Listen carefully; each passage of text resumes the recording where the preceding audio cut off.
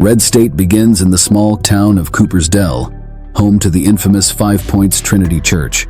The church, a radical and isolated community, operates under the leadership of the extremist preacher Abin Cooper. The story focuses on three high school friends, Travis, Gerard, and Billy Ray, who are eager for some excitement and stumble upon an online ad placed by a woman offering a good time. Motivated by curiosity and lust, the boys arrange to meet her. While on their way to the rendezvous, Travis becomes distracted while driving and accidentally sideswipes a parked car. They stop to assess the damage but are startled when the man sitting in the parked car emerges, leading them to panic and flee the scene. Undeterred by the mishap, they continue to the secluded trailer mentioned in the ad. There they meet Sarah, an older woman whose demeanor is a mix of welcoming and subtly unsettling. She invites the boys in, offering them beers and casual conversation, hinting at a night of indulgence they won't soon forget.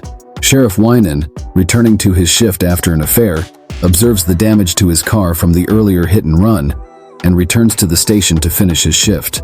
He instructs his deputy Pete to track down the vehicle that caused the damage, providing a description. Meanwhile, Winan lingers at the station, lost in thought. He is weighed down by moral dilemmas, wrestling with the implications of his actions and the strain they may place on his marriage. Back at the trailer, Sarah brings beers to Travis, Gerard, and Billy Ray, attempting to make them feel at ease. Her demeanor remains oddly distant despite her outward hospitality. The boys, eager for what they believe will be a night of fun, begin to relax in her company. However, Sarah soon directs them to the back room, insisting they strip down to get started with the real reason for their visit. As the boys follow her instructions, an unsettling atmosphere begins to build. One by one, they start to feel disoriented and lose consciousness, realizing too late that the beers Sarah provided were drugged. Hours later, Gerard regains consciousness and finds himself confined in a cage, covered by a translucent sheet that obscures his view. The sound of hymns and music fills the air, creating an eerie atmosphere. Disoriented and terrified, Gerard begins to yell for help, screaming obscenities in a desperate attempt to be heard. The sheet covering the cage is suddenly lifted, revealing his surroundings. Gerard is horrified to see that he is inside a church, surrounded by a congregation.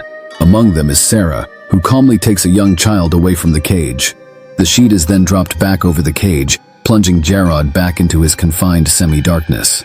The room falls silent as Abin Cooper, the church's charismatic yet menacing preacher, enters. His mere presence commands the attention of the congregation, and the music and singing immediately ceased. Gerard, seizing the moment of quiet, tries again to scream for help, hurling profanity at his captors. His cries are quickly met with a painful shock from a cattle prod, silencing him and underscoring the church's ruthless control. Preacher Abin Cooper takes center stage, delivering a fiery and hate-filled sermon to his devoted followers, a group primarily made up of his immediate and extended family.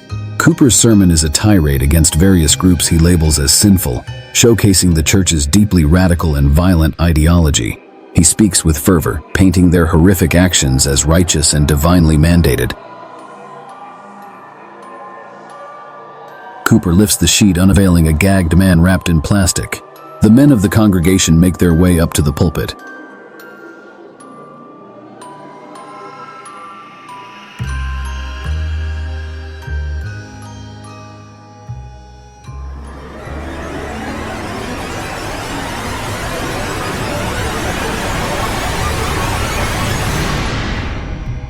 Cooper allows the men to execute the man as a sacrificial act by the congregation. A trapdoor on the stage is opened, revealing Travis and Billy Ray, bound and wrapped in plastic, but still alive. The men of the congregation drop the lifeless body of the executed man into the trapdoor on the two teenagers below. The congregation turns its attention to Gerard, who protests his innocence and pleads for mercy. However, Cooper dismisses his protests, equating his actions to adultery, another sin worthy of punishment in their eyes. Gerard's cries and resistance are futile as the men force him onto a large cross, binding him tightly with plastic and gagging him to prevent further outbursts.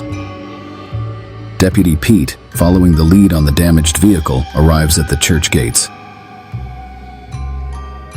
His presence is captured on the church's surveillance system, prompting Cheyenne, Cooper's granddaughter, to alert the preacher. Cooper instructs the congregation to delay further executions to avoid attracting attention. Meanwhile, in the pit beneath the stage, Travis and Billy Ray are struggling to free themselves. Still bound in plastic, they discover a sharp bone fragment from the corpse dropped on them earlier. Billy Ray manages to use the bone to cut through his restraints. After considerable effort, he frees himself but unintentionally creates a loud noise while opening a door to the hallway. The commotion from Billy Ray's escape attempt alerts the men above. They lift the trapdoor and see Travis partially freed, struggling to break the remaining plastic. However, panic overtakes Billy Ray and he abandons Travis, running off alone in search of an exit. Cooper steps outside to confront Deputy Pete, maintaining an air of calm and authority. Pete informs him that he is following up on a lead related to a vehicle on his property that was involved in a hit-and-run incident earlier that night. Cooper immediately concocts a plausible lie, claiming that the car belongs to his granddaughter. He explains that she must have accidentally hit the other car and offers to cover the cost of repairs, emphasizing that no one was physically harmed and it was merely cosmetic damage. Pete, having no reason to doubt Cooper's explanation, accepts the story and shifts into casual conversation. The two men exchange pleasantries, with Cooper carefully steering the interaction to appear friendly and cooperative, all while subtly gauging Pete's intentions. Billy Ray, now freed from his restraints, is desperate to escape the church's compound. He stumbles through the labyrinthine underground halls, which twist and turn in all directions, disorienting him further. After navigating the maze, he finally finds himself in a room that seems to be an armory, stocked with weapons. Without wasting a moment, he grabs a rifle, aiming it at the door, ready to defend himself against anyone who dares to enter. A man approaches the door. Billy Ray, shaking with fear and adrenaline, hesitates and is gunned down by the cult member. As Billy Ray is going down, he fires a few shots off, hitting his attacker in the process. The gunfire echoes throughout the compound, its sharp cracks reaching every corner of the isolated church. The noise is so loud that it even carries outside the gates, where Deputy Pete hears it.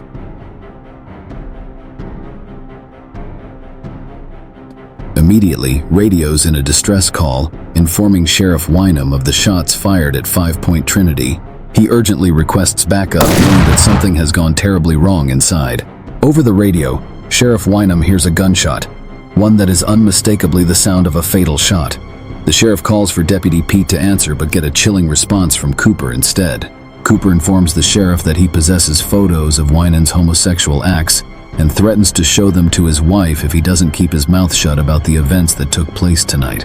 The calm, controlled exterior that Cooper had shown earlier begins to unravel as his followers, fully indoctrinated and prepared to defend their twisted way of life, take action to eliminate any outside interference. Deputy Pete's death marks a turning point in the chaos, with law enforcement now caught in the cult's deadly web, and the sheriff's immediate need to act growing more urgent with each passing moment. Sarah, devastated to learn her husband had been killed during the chaos, confronted Cooper. He attempted to console her, insisting her husband's death was not in vain and revealing that he had killed the two captives responsible. On the armory floor lay the lifeless bodies of Billy Ray and Travis. In a fit of grief, Sarah lashed out at Billy Ray's corpse, kicking it repeatedly until Cooper restrained her, urging her to save her energy for the one still alive. Unbeknownst to them, Travis had survived. Pretending to be dead, he had used Billy Ray's body as a decoy. Seizing a rifle, he began searching for an escape route. Finding all doors locked, Travis made his way to the church area of the compound. There, he saw Gerard gagged and wrapped in plastic, still alive and tied to a cross. The congregation was mourning Sarah's deceased husband, whose body lay on the pulpit.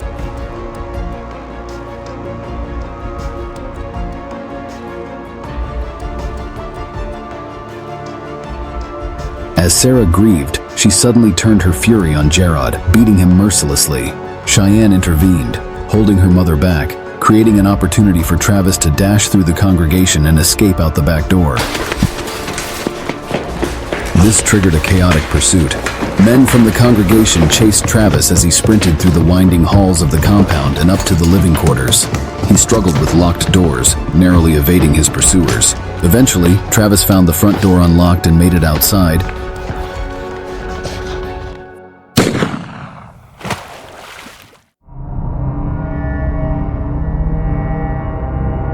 only to be immediately shot and killed by Sheriff Wynham, who was stationed outside with a squad of ATF agents. Agent Joseph Keenan of the ATF erupted in anger, berating Winan for firing without orders. Keenan confiscated the sheriff's rifle and ordered him to remain in his vehicle. Travis's death, however, alerted the congregation to the presence of law enforcement. Keenan used a loudspeaker to order everyone inside the compound to surrender, promising no harm would come to them. Minutes passed in tense silence.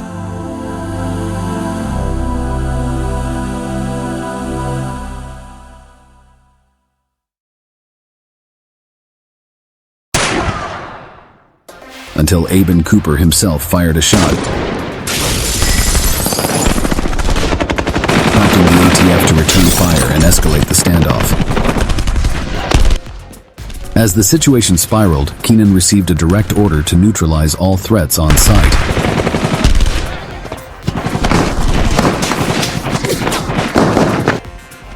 As the firefight raged, Cheyenne emerged from the compound, pleading with an agent to spare the children inside.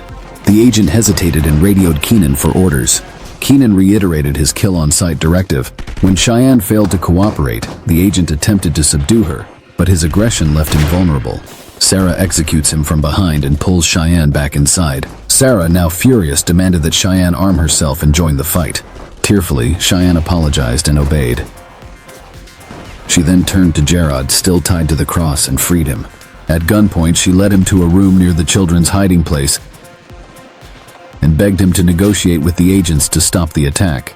Despite her pleas, Gerard refused. Sarah stormed in, attacking Gerard in a fit of rage. Cheyenne points a gun at her mother to stop her from attacking Gerard, but Sarah, blinded by fury, lunges at her. The gun discharged, killing Sarah. Cheyenne's younger sister entered, asking if their mother was dead. Cheyenne, choking back emotion, instructed her to go to the attic with the other children and not to open the door for anyone but her. The firefight continued, with cult members rearming themselves and casualties mounting on both sides.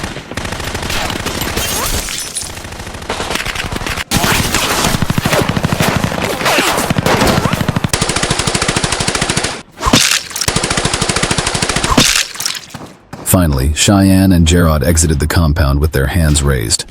Cheyenne called out for the person in charge, while Gerard identified himself as a hostage.